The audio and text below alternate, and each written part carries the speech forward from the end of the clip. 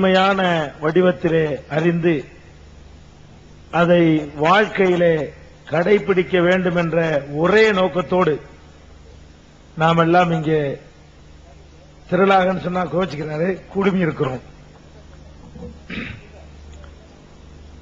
இந்த மாநாட்டினுடைய முதல் நாளின் இறுதி கட்டத்தை அடைந்திருக்கிற நேரத்தில் முக்கியமான சில செய்தி, எனக்கு தலைப்பு தரப்படவில்லை, அதனால நான் எதை வேண்டாலும் சொல்லலாம்னு விட்டுருக்கிறாங்க. அதனால முக்கியமான சில செய்திகளை மாத்திரம் உங்களுடைய கவனத்திற்கு கொண்டு வர நான் ஆசைப்படுகிறேன். தௌஹீத் என்பது, ஏகத்துவம் என்பது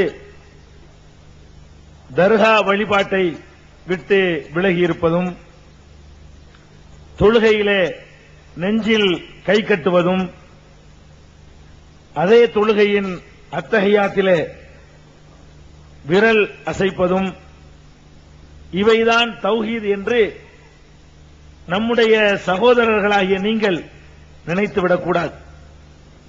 அப்படிதான் நினைத்துக் கொண்டிருக்கிறீர்கள்.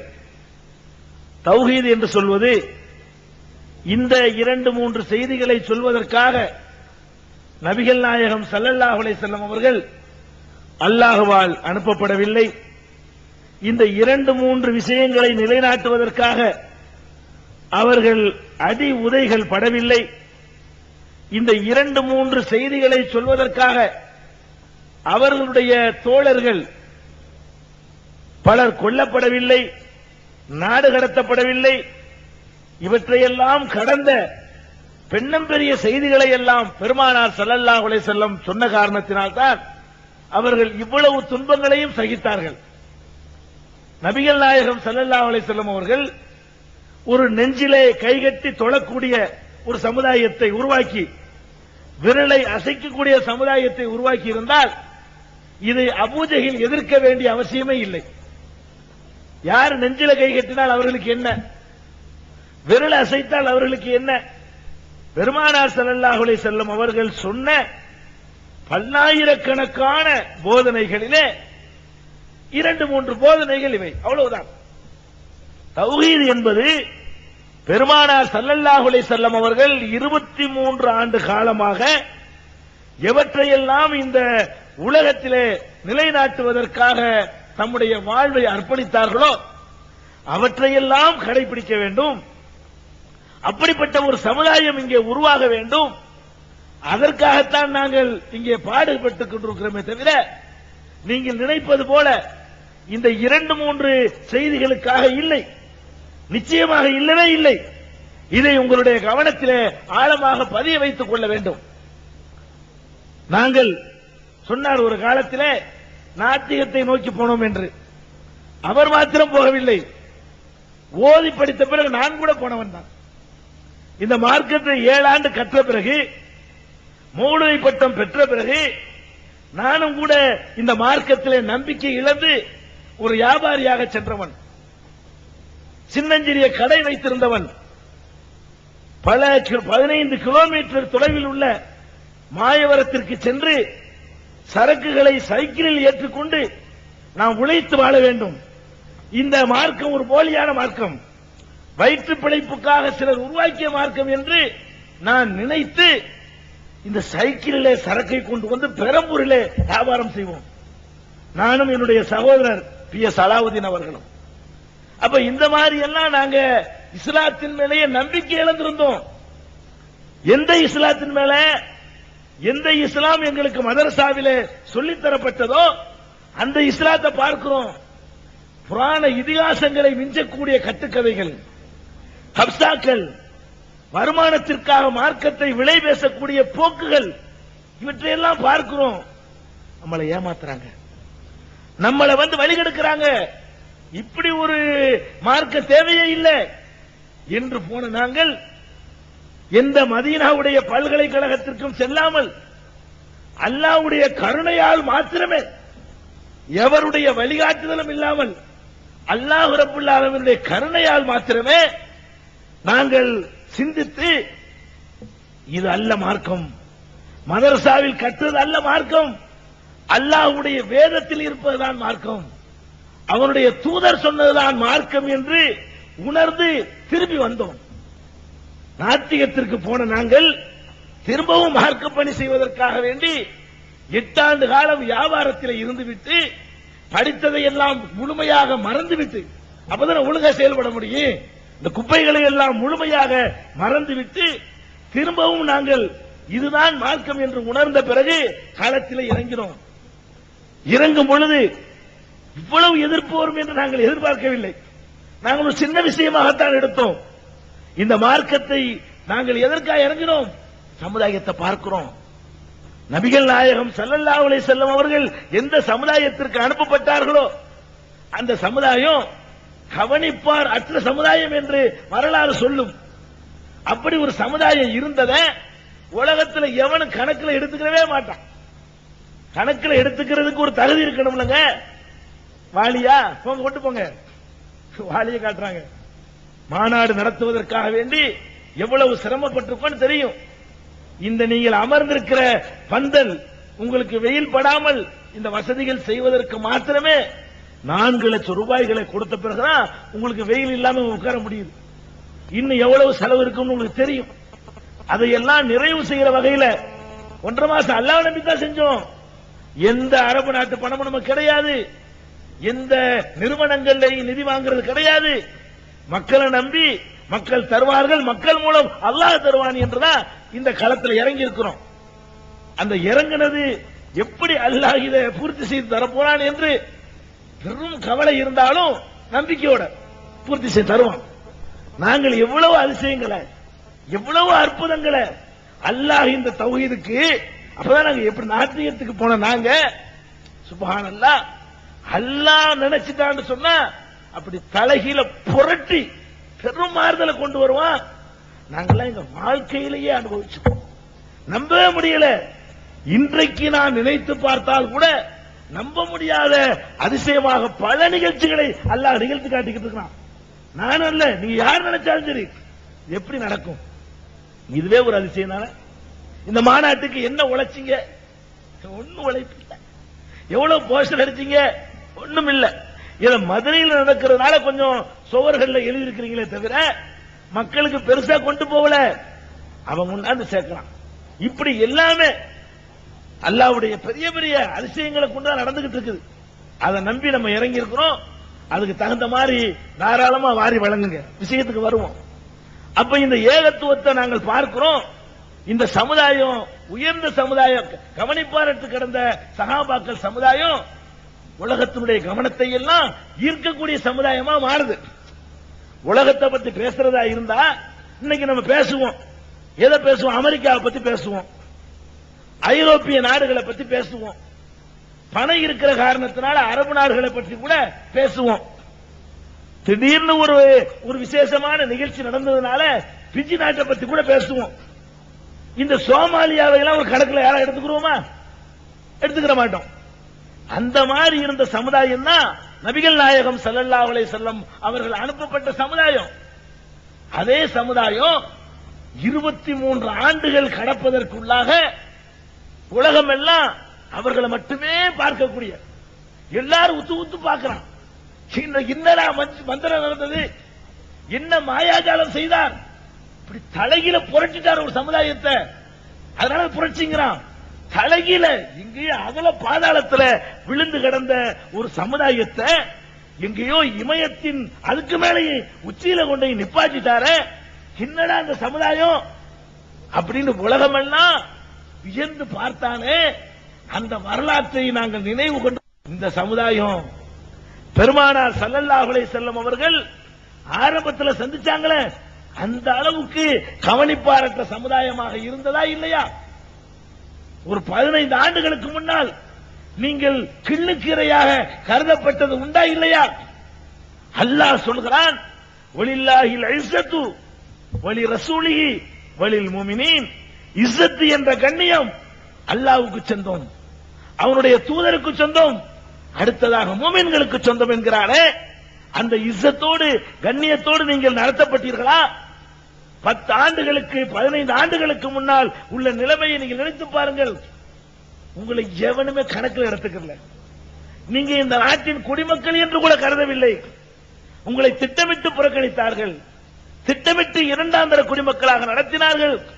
அடித்தால் கூட அழத்தெரியாத சமுதாயமாகவே உங்களை பயிற்றுவித்தார்கள். அதையெல்லாம் பார்க்கிறோம். என்னடா இது? எந்த மார்க்கத்தை சொல்லி கீழே கிடந்த சமுதாயத்தை மேல கொண்டு நிப்பாட்டினாரோ ஒருவர், அந்த மார்க்கத்தை ஏற்றிருக்கிற மக்கள் ஏன் இவ்வளவு மோசமாக புரண்டு விட்டார்கள்? ஏன் இவ்வளவு தலைகீழாக புரண்டு விட்டார்கள்? எல்லாத்தையும் யோசிச்சுட்டோம். இதுல களத்தில் இறங்கி இருக்கிறோம். இந்த தௌஹீத் என்ற ஜமாத்து, இந்த சிந்தனை, இந்த சித்தாந்தம் மக்கள்கிட்ட கொண்டு வந்தது இதுக்குத்தான். எதுக்கு? பெருமானார் ஸல்லல்லாஹு அலைஹி வஸல்லம் அவர்கள் கவனிப்பாரற்று கிடந்த சமுதாயத்தை உலகமே தலை நிமிர்ந்து பார்க்கிற சமுதாயமாக மாற்றினார்களே, அதே தத்துவத்தை பயன்படுத்தினால், ஏற்றுக்கொண்டால், வாழ்க்கையிலே கடைபிடித்தால், பிரச்சாரம் செய்தால் இப்போதும் உயர்த்த முடியும். அவங்க வரணுன்ற அவசியம் கிடையாது. அவர் எந்த மருந்தை கொடுத்து, மருந்து தானங்க முக்கியம்.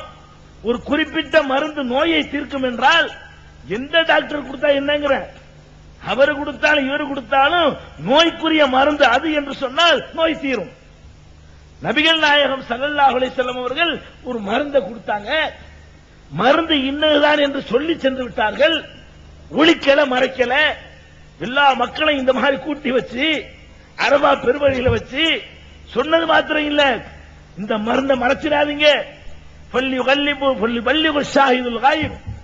வந்திருப்போர் வராதவருக்கும் சொல்லிவிடுங்கள். அப்ப மருந்து இன்னது என்று தெரியும் பொழுது அந்த மருந்தை பயன்படுத்தினால், அவர்கள் பயன்படுத்த சொன்ன அளவிலே முறையிலே பயன்படுத்தினால் நிச்சயமாக இந்த சமுதாயத்தையும் தலை நிமிர்த்த முடியும், தலை நிமிரும் என்ற கனவோடுதான் தௌஹீத் பிரச்சாரம் ஆரம்பிக்கப்பட்டதே தவிர சமுதாயத்தை துண்டாடுவதற்கு இல்ல, சமுதாயத்தை நாசமாக்குறதுக்கு இல்ல, சமுதாயத்தை கெடுக்கிறதுக்கு இல்ல, பிளவை ஏற்படுத்துறதுக்கு இல்ல. இது நீங்கள் உங்களுடைய கவனத்தில் தௌஹீத் என்றால் என்னவென்று தெரியாமல் இங்கே பாதிக்கு மேற்பட்ட சகோதரர்கள் வந்திருக்கிறீர்களே, அவர்களுக்காக சொல்கிறேன். இதை ஏதோ நான் உணர்ச்சி வசப்பட்டு மிகைப்படுத்தி சொல்வதாக நீங்கள் நினைத்து விடாதீர்கள். நடைமுறையில் நீங்க சிந்திச்சு பார்த்தா விளங்கும். வரதட்சணை வாங்குற சமுதாயம் வரதட்சணை வாங்காத ஒரு சமுதாயமாக மாற நினைச்சிருக்கா இல்லையா? அது தவறு என்று பேசக்கூடிய நிலைமையாவது இன்றைக்கு ஏற்பட்டிருக்கிறதா இல்லையா? இது ஒரு மாற்றம். அப்ப வெறும் விரல் மட்டும் இருந்தா இது எப்படி இந்த சமுதாயத்தில் பதிஞ்சிருக்கும்? இது மாறணும். அப்பதான் சமுதாயத்து பெண்கள் ஒழுக்கத்தோடவும் கௌரவத்தோடவும் வாழ முடியும். அதை சிந்திக்கிறான். சினிமா நடிகர்களுக்காக ரசிகர் மன்றம் அமைச்சிருந்த ஒரு முஸ்லிம். நீங்க நினைக்கிறீங்க தௌஹீதுக்கு வெளியே நிக்கிற மக்களுக்கு நான் சொல்லக்கூடிய செய்தி இது. நீங்க நினைக்கிறீங்க ஏதோ கபரு விரல் நெஞ்சுன்னு நினைக்குது, இதான் நினைச்சிட்டு இருக்கிறீங்க. இல்ல, நீங்க நல்லா சிந்திச்சு பார்க்கணும். சினிமா நடிகர்களுக்கு பின்னால் போய் கொண்டிருந்த ஒரு கூட்டம், அவர்களுக்கு ரசிகர் மன்றங்கள் அமைத்துக் கொண்டிருந்த கூட்டம் இன்றைக்கு என்ன பண்ணுது? அதையெல்லாம் தூக்கி ஓரம் கட்டிட்டு, அன்றைக்கு 1400 வருஷத்துக்கு முன்னாடி வாழ்ந்தார ஒருத்தர், அவருக்கு ரசிகர்களாக மாறி போயிருக்கிறாங்களே. எதுக்கு? தௌஹீத் பிரச்சாரத்தினுடைய விலை உங்களுக்கு விளங்கலையா? என்னென்ன நடந்துகிட்டு இருக்குன்னு விளங்கலையா? அன்றைக்கெல்லாம் இளைஞர்கள் என்று சொன்னா கெட்டவனுக்கு உதாரணம் சொல்லுவாங்க. இளைஞன் என்ன இளமை அப்படித்தாங்க இருக்கும், இளமை சின்ன பையன் தானே அப்படிதான் இருப்பாங்க, வயசு பிள்ளைங்க அப்படிதான் இருக்கும். தப்புகளை கூட வயசை சொல்லி நியாயப்படுத்துவார்கள். இன்றைக்கு என்ன நிலைமை? நாளைக்கு சாவுற கிளடு கட்டையெல்லாம் வரதட்சணை வாங்குங்குது. வாழ துடிக்கிறவன் சொல்றான் மாட்டேங்கிறான். நாளைக்கு சாவுற கிளடு திருந்தாம வாங்கன்னு சொல்லி வற்புறுத்துது. வாழ துடிக்கிற இளைஞன் முடியாதுங்கிறான். அப்ப இப்படி ஒரு மாற்றம் வந்திருக்கிறது. எதுக்கு நான் சொல்ல வர்றேன்? நீங்க நினைக்கிற மாதிரி இந்த 2-3 உங்களை விட மாட்டோம். இங்க வந்திருக்கிற மக்களை ஏதோ 2-3 விஷயத்தை சொல்லி நாசமாக்கிட்டு போறதோ நிப்பாட்ட மாட்டோம். இன்ஷா அல்லாஹ், அல்லாஹ்வுடைய தூதர் எதையெல்லாம் சொல்லி இந்த சமுதாயத்தை மேல கொண்டு வந்தார்களோ அந்த மாதிரி சமுதாயமும் மேல வரணும், மார்க்கமும் மேல வரணும். இந்த உத்வேகம் இருந்ததுனாலதான் இஸ்லாமிய மக்களுக்கு மத்தியில மூட நம்பிக்கை ஒழிக்கணும் பார்க்கிறோம். பிற மதத்து மக்கள் எல்லாம் இஸ்லாத்தை வெறுக்கிறான். இஸ்லாத்தை வெறுக்கிறதுக்கு என்ன காரணமா இருந்துச்சு? இஸ்லாம் காரணமா இல்ல, இஸ்லாமியர்கள் காரணமா இருந்தாங்க. நம்மளை பார்த்தான், நம்ம கொள்கையை பார்க்கிறான், கோட்பாடை பார்க்கிறான், நடவடிக்கையை பார்க்கிறான், இபாதத்தை பார்க்கிறான், எல்லாத்தையும் பார்க்கிறான். இது ஒரு சமுதாயமா, இது ஒரு மார்க்கமா அப்படின்னு வெறுத்து ஒதுங்குறானே, அதையெல்லாம் பார்த்து அந்த வெறுப்பை நீக்கி ஆகணும். அவர்களுக்கு இஸ்லாத்தை படிப்பதற்கு குர்ஆனில் இருந்து வாய்ப்பு இல்லை. நபியுடைய போதனை என்னவர்களுக்கு தெரிய முடியாது. எங்க இருந்து தெரிய முடியும்? உங்களை தான் பார்க்கணும். ஓ, இஸ்லாம் இப்படிப்பட்ட மார்க்கமா என்று இந்த சமுதாயத்தை மாடலாக நிறுத்தி, உங்களை மாடலாக நிறுத்தி மற்றவர்களை ஈர்க்க வேண்டும் என்று கனவு கொண்டுதான் இந்த களத்தில் இறங்கணுமே தவிர நிச்சயமாக இந்த 2-3 விஷயத்துக்கு இல்ல. இது நீங்க ஞாபகத்தில் வச்சுக்கணும். அப்ப அந்த மாதிரி இருந்த காரணத்தினாலதான் இஸ்லாத்துக்கு எதிராக அம்பு கணைகள் வீசப்பட்ட நேரத்தில் எல்லாம் குதிச்சு பொங்கி எழுந்தோங்க. இதுக்கு பொங்கி எழுதுறோம். அந்த அளவுக்கு இஸ்லாத்தை வெறுத்து போன நாங்கள், நான் வெறுத்து போனவன், லுகா வெறுத்து போனவர், இந்த பாக்கர் வெறுத்து போனவர், என்னுடைய அண்ணன் வெறுத்து போனவர், எல்லாத்தையும் வெறுத்து போன நாங்கள் அதுக்கு பிராயச்சித்தம் தேடும் விதமாக என்ன பண்றோம்? எங்களை அறியாம பொங்கி எழுதுறோம். சொன்னாரு சல்மான் ருஷ்டி ஒரு புத்தகம் எழுதுனா, சாத்தானிய வசனங்கள் என்ற பெயரில. அந்த சாத்தானிய வசனங்கள் என்ற பெயரில அவன் என்ன எழுதினான் என்பது கூட இந்த தமிழகத்திலே வாழ்ந்த எந்த தலைவர்களோ எந்த அறிஞர்கள் மூலமோ சமுதாயத்துக்கு தெரிவிக்கப்படல. எழுதிட்டான் கொள்ளு வெட்டி குத்து இதைத்தான் சொன்னாங்களே தவிர அவன் என்ன எழுதினான், எழுதியது எந்தெந்த வகையில் எல்லாம் தவறு என்று அறிவுஜீவிகளையும் ஈர்க்கக்கூடிய விதத்தில் அதற்கு ஒரு பதில் சொல்ற கடமை இருந்துச்சு. அதை யார் செஞ்சா? யார் அதை செய்ய முடிஞ்சிச்சு? கண்டுக்கிறவே இல்ல. இவர்கள் தான் நம்மளை பள்ளி வாசலுக்கு வர வேண்டாம் என்று விரட்டுவதில் செலுத்துற அக்கறையில ஒரு 1000ல் ஒரு பகுதியை சல்மான் ருஷ்டிக்கு செய்திருப்பார்களா? நாம என்ன எழுதுறோம்? அவன் என்ன வாதங்களை எல்லாம் எடுத்து வைக்கிறானோ அந்த சாட்டானிக் வர்சஸ் என்ற புத்தகத்திலே அந்த வாதங்களை எல்லாம் நாம் எடுத்து வைத்து வேதம் ஓதும் சாத்தான்கள் என்ற தலைப்பிலே இலவசமாக பல்லாயிரக்கணக்கான புத்தகங்களை அடித்து முஸ்லிம் சமுதாயத்துக்கும் முஸ்லிம் அல்லாத மக்களுக்கும் அள்ளி கொடுத்தோம். இலங்கையில் கூட அதை ஒரு 10,000 பிரதிய மறுபிரதியை அடித்து அதை வெளியிட்டார்கள். அப்பதான் சல்மான் ருஷ்டி என்ன சொல்றான், அது எப்படியெல்லாம் தவறு என்று சொல்லி அறிவுபூர்வமாக அவர்களை சந்திக்கணுங்கிற ஒரு உத்வேகம் வந்ததுக்கு என்ன காரணம்? இஸ்லாம் மேலங்கணும். இஸ்லாத்துக்கு ஒரு இழுக்கு என்று சொன்னால் உசுர கொடுப்போம். இந்த சபதத்தை ஏற்கணும். இஸ்லாத்தினுடைய இழுக்கை துடைப்பதற்காக வேண்டி, அதன் மீது வீசப்படுகின்ற பொய்யான களங்கங்களை எல்லாம் அகற்றுவதற்காக வேண்டி அர்ப்பணிங்கிறது தான் தௌஹீதை தவிர இந்த சில்லற விஷயங்களுக்கு அல்ல. அதை விட மாட்டோம், அதை செய்வோம். அதே நேரத்தில் அதுக்கு மட்டும்தான் இது நினைச்சிடாதீங்க. அதே மாதிரி சொன்னார் இதே மதுரையில் இந்த ராஜ்மஹால் திருமண மண்டபத்திலே ஜெபமணியோடு விவாதம் நடத்தினோமே, இன்றைக்கு வீடியோவாகவும் நீங்கள் அதை வாங்கிக் கொள்ளலாம், சீடிகளாகவும் 25 சீடிகளையும் அது பதிவு செய்யப்பட்டு இன்றைக்கு பாதுகாத்து வச்சிருக்கிறோம். இதே மதுரையில் ராஜ்மஹால் திருமணம் எதுக்காக செஞ்சோம்? இஸ்லாத்தை பத்தி மெய்வழி என்ற பெயரில் ஒரு பத்திரிகை நடத்தி கண்ணா பின்னான்னு சொல்லி குர்ஆனை திட்டுறது, ரசூலுல்லாஹ்வை திட்டுறது, இஸ்லாத்தை தரக்குறை விமர்சிக்கிறது, இப்படி எழுதி கொண்டிருந்தவனோடு நேரடியாக போய் அந்த மராக்கா சாலையில் உள்ள அவருடைய அலுவலகத்தில் சந்தித்து ஒப்பந்தம் எழுதி 4 நாட்கள் விவாதம் நடத்தி, எந்த அளவுக்கு விவாதம், அந்த பாதிரியார் விவாதம் நடந்து கொண்டிருக்கும் பொழுது தலை வெக்கி தலை குனிந்து இறங்கி போன காட்சி மறந்திருக்காரு நினைக்கிறேன். அவர் சொன்னார் மேடையில், என்ன சொன்னார்? நாங்கள் அறிவுபூர்வமாக பைபிள்ல என்ன தவறெல்லாம் இருக்குன்னு நிரூபிச்சுக்கிட்டு இருக்கிறோம், பேசிக்கிட்டு இருக்கிறோம். ஒரு பெரிய ஃபாதர், அந்த ஃபாதர் இப்ப ராஜ் டிவியில பேசிக் கொண்டிருக்கிறார், அல்லது பிரார்த்தனை செய்து கொண்டிருக்கிறார், பெரிய தாடியோடு காட்சி அளிப்பார். அந்த ஃபாதர் வருகிறார், வந்து என்ன சொன்னார்? நீங்கள் இப்படி எல்லாம் பைபிளை பரிசுத்த வேதாகமத்தை விமர்சிக்காதீர்கள். நாங்கள் என்ன செய்து கொண்டிருக்கிறோம்? இறந்தவர்களை உயிர்ப்பித்துக் கொண்டிருக்கிறோம் இயேசுவின் நாமத்தினால். வாதம் பண்ண தெரியல. இயேசுவின் நாமத்தில் உட்கார்ந்துக்கிட்டு இயேசுவின் நாமத்தினாலே உயிர்ப்பித்துக் கொண்டிருக்கிறோம், இயேசுவின் நாமத்தினாலே பேய்களை விரட்டிக் கொண்டிருக்கிறோம் அப்படின்றார். நம்ம எந்திரிச்சு என்ன பண்ணோம்? இது வாதம், இப்ப விவாதத்துக்கு முடிவு பண்ணிக்கிறோம். இறந்தவர்களை உயிர்ப்பித்துக் கொண்டிருக்கிறாரு. இறந்தவர்கள் இந்த மதுரையில பெரிய ஆஸ்பத்திரியில மாச்சூர்ல போய் ஒரு 4 பாடியை நான் தூக்கிட்டு வர்றேன். 4 பாடியை கூட வைக்கிறேன். உயிர்ப்பித்து காட்டினோட விவாதத்தை முடிச்சிருவோம். இந்த கப்சா கதை எந்திரிச்சு இறங்கி ஓடிப்பிட்டாரு. விவாதம் முடிஞ்சு அவ்வளவுதான். நீ இதை மட்டும் செய்யப்பா, கருத்துக்கு பதில் சொல்ல முடியலன்னா அவ இப்ப வந்து ராஜ் டிவில வாரம் என்ன செய்யறாங்க, மக்களுக்கு அழைப்பு கொடுத்துட்டு இருக்கிறாங்க. எதுக்கு சொல்ல வர்றேன், இதெல்லாம் கொந்தளிச்சு போய் நாங்க எதுக்கு இதை செய்யறோம்? இஸ்லாத்தை தர குறைவா விமர்சிக்க விட மாட்டோம். ஏன் விட மாட்டோம்? வெறியா?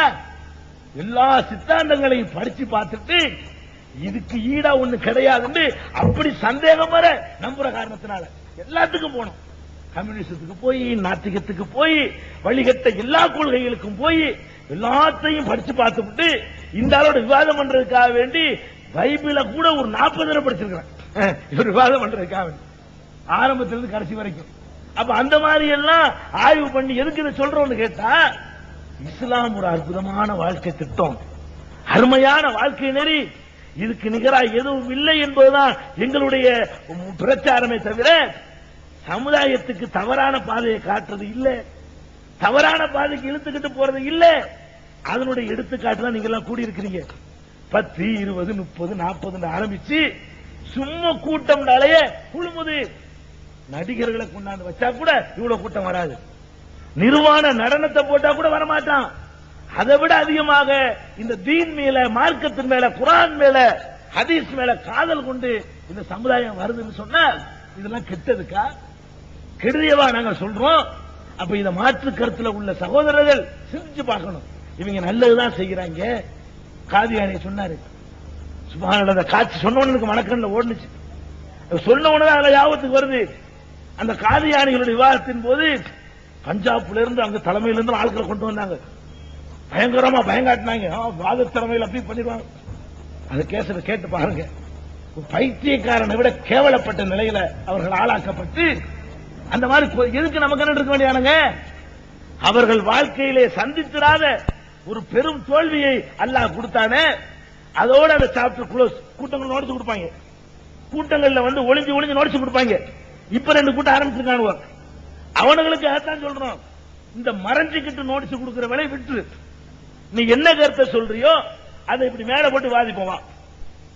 என்ன கருத்தை வேண்டாலும் சொல்லு, மேடையில போட்டு விவாதிப்போவா.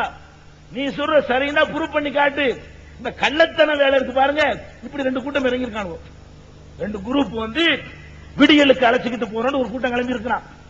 குரான் மட்டும் போதுன்னு ஒரு கூட்டம் கிளம்பி இருக்கான். இவன் என்ன பண்றான், நேர நாம் சுமத்துற குற்றச்சாட்டுக்கு நேரவா பேசுவோம், இந்த மாதிரி சபையில பேசுவோம், விவாதம் பண்ணி நீ ஷியா கொள்கைக்கு அழைத்து போகிறாய் என்று நான் ப்ரூவ் பண்ணி காட்டுறேன் சேலஞ்ச் பண்றோம்.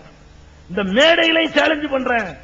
மக்களை ஜிஹாது என்ற பெயர்ல ஏமாத்தி தங்களை வளப்படுத்திக் கொண்டு தங்களுக்கு கணக்கு கேட்காத, எந்த ஒரு கேள்வி கேட்காத ஒரு கூட்டத்தை உருவாக்கி கொண்டு தங்களை வாழ்வை வளப்படுத்த ஒரு கூட்டம் முயற்சிக்கிற அந்த கூட்டத்துக்கு இது பகிரங்க சவால். நீ சரியான கொள்கையில் இருந்தால் உனக்கு எவன் இங்க தலைவனோ, இதுக்கு மேல இவன் உலகத்தில் தலைவனை கூட்டிட்டு வா. இதே மதுரையிலேயே அப்படி யாராவது இருந்தா ஏற்பாடு செய்யுங்க. நாங்க வந்து அது சரியில்லை அதை ஏத்துக்கிறோம், தவறுனா நிரூபிச்சு காட்டுவோம். இன்ஷா அல்லாஹ் அது தவறான கொள்கை என்பதை சந்தேகம் வர நிரூபிக்க முடியும் என்ற நம்பிக்கையோடு இந்த அறைகூவல். இன்னொரு கூட்டம் குரான் மட்டும் போதும், ஹதீஸ்லாம் வேண்டியதில்லை, குரான் மட்டும் தான் அல்லாஹ் வந்தான் என்று அறியாத மக்கள்கிட்ட குர்ஆனை மதிக்கிறாங்க. ஆனா அதை பற்றி சரியான விவரம் இல்ல, எல்லா வசனங்களையும் ஆய்வு செய்வது இல்ல. 2-3 வசனத்தை காட்டின உடனே அதை நம்பிக்கிட்டு ஒரு 4-5 கிளம்பி இருக்குது. அவர்கள்ட்டையும் சொல்றேன், அவர்கள் சொல்வது ஹக்கா நன்றாக நீங்க நினைவில் வைக்க வேண்டும். ஒவ்வொரு கட்டத்திலையும் விவாதங்கள் மூலமாகத்தான் இந்த சத்தியம் வளர்ந்தே வந்திருக்கு. ஞாபகத்தில் வச்சுக்கணும். கோட்டார் விவாதத்துக்கு பிறகுதான் திடீரென்று 50% வளர்ந்துச்சு. திடீரென்று எத்தனை 2 வருஷமா வளராதது. கோட்டார்ல ஏபி அபுபக்கர் முஸ்லியார் அவர்களும் கேரளாவில் பெரிய கடலவர், அவற்றை விவாதம் பண்றாங்க. எல்லாம் பயந்து ஓடிடுவாங்களாம். பயங்காட்டினாங்க வந்துகிட்டு அது கொண்டாந்து அட்டுக்கு நான் கித்தாபுகளை பயங்கரமா லாரில கொண்டாந்து. அது மாதிரி ஏஎல் பத்ருத்தீன் இலங்கையில அதெல்லாம் வந்தான்ல. அந்த விவாதத்தில் அது தவறு என்று நிரூபிக்கப்பட்ட பிறகுதான் இந்த தௌஹீத் அல்ஹம்துலில்லாஹ் பெருசா வளர்ந்துச்சு. கடையநல்லூர்ல இதே மாதிரி விவாதம், இதே சிலோன்ல இலங்கையில ஜிப்ரி சாஹிப்லாம் இருக்காரு, அவர் நாங்கெல்லாம் கலந்து கொண்ட விவாதம். அந்த விவாதங்கள்ல முறியடிக்கப்பட்ட பிறகுதான் அல்லாஹ் இந்த ஏகத்துவத்தை வளர்த்தான். அந்த வழிவந்த தௌஹீத் சகோதரன் எவனோ ஒரு அரபே காட்டுக்காரன் சொன்னதை வைத்துக் கொண்டு குர்ஆன் மட்டும் போதும், உனக்கு ஆய்வு செய்ய திறன் இல்லை என்று சொன்னால், எவன் இந்த சிந்தனையை உனக்கு விதைத்தானோ, இதற்கு எவன் சூத்திரமா இருக்கிறானோ அவனை கூட்டிக்கிட்டு வா, யாரை வேண்டாலும் கூட்டிட்டு வா, பகிரங்கமா விவாதம் பண்ணுவோம். எந்த சித்தாந்தம் சரி, குர்ஆன்ல இருந்த குர்ஆனை தவிர வேறு ஆதாரம் இருக்கிறது, ஹதீஸை பின்பற்றணும் என்பதை சந்தேகம் வர நிரூபித்து காட்டுறோம். அதனால குழப்பத்திற்கு ஆளாகக்கூடிய மக்களே, உங்களை இப்படி குழப்பினார்களே, ஆனால் உங்களுக்கு அதை பற்றி ஆய்வு செய்கிற தகுதி இல்லை என்று நீங்கள் கருதினால் ஒரு கேள்வி, விவாதத்துக்கு வர்றியா? நாங்கள் அவங்களை கூட்டிட்டு வர்றோம், நீ வர்றியான்னு கேளுங்க. எவன் இதுக்கு தலைமையில் இருக்கிறானோ நிச்சயமாக வரமாட்டான். வரவில்லை, பலமுறை அழைத்து விரண்டு ஓடிக்கொண்டிருக்கிறார்கள். அப்பாவி மக்களை ஏமாற்றி ஒரு கூட்டத்தை சேர்க்க நினைக்கிறானே தவிர, தான் சொல்வது சத்தியமா இருந்தால் அது பற்றி விவாதிக்க அவன் தயாரா இருக்கணும். மேடை போட்டு விவாதித்து அவனுடைய கருத்தை நிரூபிக்க தயாரா இருக்கணும். இதுதான் சவால். இதை ஏத்துக்கிறலன்னு சொன்னா அந்த ரெண்டு கூட்டத்தாரும் தவறான பாதையை நோக்கி நம்ம இழுக்கிறார்கள் என்பதை நீங்கள் தெளிவாக சந்தேகம் வர புரிந்து கொள்ளுங்கள். அது சரி என்று நீங்கள் நம்பினால் அதை நிரூபித்து காட்டிவிட்டு நம்புங்கள். நாங்களும் ஏற்றுக்கொள்ளக்கூடிய வகையில நிரூபித்த பிறகு நீங்கள் நம்புங்கள் என்று அதையும் நான் எச்சரிக்கை பண்ணிக்கிறேன். அப்ப இப்படி எவ்வளவு எந்த பிரச்சனையை சொன்னாலும் அதற்கெல்லாம் எதிராக பொங்கி எழக்கூடிய ஒரு இயக்கமாகத்தான் இந்த ஜமாத்து உருவானுச்சே தவிர சில்லற விஷயங்களுக்கு அல்ல, நிச்சயமாக அல்ல. திருப்பி திருப்பி நான் இதை சொல்றேன். இன்னும் சொல்ல போனா அப்படி நினைப்பதற்கு காரணம் இருக்கிறது. மற்ற சகோதரர்கள் அப்படி சொல்லுகிறார்கள் என்று சொன்னால் அதுக்கு ஒரு காரணம் இருக்குது. அப்படி நீங்க நடக்கிறீங்க. பெரும்பாலான தௌஹீத் சகோதரர்கள் இந்த இதுதான், இது மட்டும்தான் இஸ்லாம், இதை தவிர என்ன வேணாலும் செஞ்சுக்கலாம். விரல் ஆட்டுறதுக்கு அத்தாவை பகைச்சுக்கிட்டவன் டவுரி வாங்குறதுக்கு அம்மாவை பகைக்க தயாரா இல்லை. நீ அப்படித்தான் நடக்கிற. இந்த சின்ன சுண்ணத்துக்காக வேண்டி தயாரா இருக்கிற நீ, எனக்கு அம்மாவா ரசூல்லாவா, அத்தாவா ரசூல்லாவா, சமுதாயமா ரசூல்லாவான்னு கேள்வியை கேட்டு நான் ரசூலுல்லாவை தேர்ந்தெடுப்பேன் என்று சொல்லி எல்லாத்தையும் எதிர்த்துக்கிட்டு போய் அடி வாங்கிட்டு வந்த, உத வாங்கிட்டு வந்த நீ எல்லாத்திலையும் கரெக்டா நடக்கணும்ல. அந்த தாய் தகப்பன இதுல எல்லாம் உனக்கு பாய்க்க முடியல. காசுண்டா பாய்க்க முடியல, பணம்டா பாய்க்க முடியல, ஏதாவது வருமானம் வரும்டா பாய்க்க முடியல. இதெல்லாம் பார்க்கத்தானே செய்வான். அட இவங்களுக்கு மட்டும்தான்டா, இதாண்டா வாழ்க்கை. இதுக்காக வேண்டி ஒரு இயக்கம் கட்டணுமா? இதுக்காக வேண்டி அடி வாங்கணுமா? இதுக்காக வேண்டி சமுதாயம் பிளவுபடணுமா? இல்ல. பெரிய விஷயத்துக்காக வேண்டி சமுதாயத்தை கெடுத்து குட்டிச்சுவராக்கி வைத்திருக்கிறார்கள். நமக்கு முன்னால் வாழ்ந்த முன்னோர்கள், நமக்கு முன்னர் வாழ்ந்த பெரியார்கள் சமுதாயத்தை நாசக்கேடு பண்ணிட்டான். இன்றைக்கு நமக்கு நீங்கள் கருத்தரங்கத்தில் கண்காட்சியில பார்த்திருப்பீர்கள். மார்க்கம் என்ற பெயர் நமக்கு என்ன சொன்னா எல்லாம் அங்க வச்சிருக்கோம். கண்காட்சியில வழிகெடுத்த குப்பைகளை எல்லாம் அதையும் கண்காட்சியா வச்சிருக்கிறோம். அது கண்காட்சியாவே போய் தொலைகட்டும். மக்கள்கிட்ட நடைமுறையில இல்லாம என்னைக்காவது பார்க்கக்கூடிய கண்காட்சியா மட்டும் அந்த நாசம் பிடித்த நூல்கள் எல்லாம் போகட்டும். என்ன பண்ணா இஸ்லாங்கிற பேர்ல நினைச்சு நீங்க பார்க்கணும். திருமுடி இறக்கின ஹதீது சொல்லி தந்தானா? திருமுடி இறக்கினதாவது ரசூலுல்லாஹ் பிறந்த உடனே முடி இறக்குறதுக்காக வேண்டி அங்க ஜிப்ரீல் அனுப்பினானா? முடி இறக்குங்க ஆள் கிடைக்காம பிறந்த முடி இறக்குறதுக்காக வேண்டி அங்க இருந்து ஒரு சூப்பர் கத்தியை கொடுத்து நீ முடி இறக்கிட்டு வா. ஜிப்ரீல் வர்றாரு.